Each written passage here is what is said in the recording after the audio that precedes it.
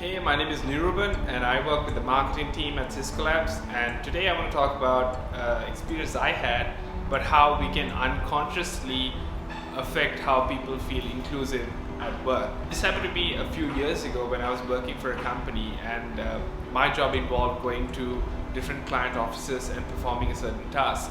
I was quite young, it was my first job, and about 3 weeks into the new role that I took on, I went to this client office and I met the seniors over there, and I sat down and I was quite nervous. I didn't really know how to do this particular role or this task. The seniors, they gave me instructions and they started chatting to me in Sinhala. Now that's completely alright if it wasn't for the fact that I am not really great with my Sinhala.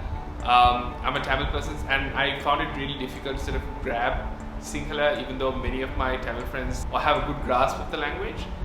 So when they started giving me instructions in Sinhala, and this was not company policy or anything, by the way, English was the standard operating language in the company, and when they started talking to me in Sinhala, even casually in a non-threatening but rather friendly way, I started freaking out and I felt almost intimidated because I couldn't communicate with them clearly, and to add to it, they were trying to explain rather complicated or complex tasks in Sinhala, and that made me very nervous about the job too. They kind of figured out that I really didn't understand Sinhala very well when I started talking back to them in English, and we made it work. So I made the same mistake a few years later when I was leading a team, in a team, and in a different company, different job.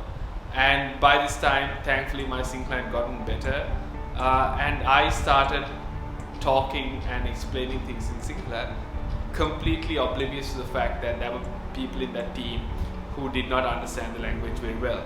Now, it's easy to unconsciously assume that everyone knows the language that you're speaking, whether it's Sinhala or English or Tamil or whatever it is the language that you're using.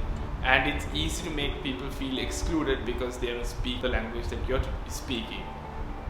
So probably the best way to work around this is try to stick to the language that your company operates in, and just be conscious that not everyone might get the jokes or the references that you're making in that particular language, and of course not to make fun of people who can't speak the same language, or not to put them in a compromising positions and give them time to learn. So that's it from me. I hope you guys found it useful, and thank you.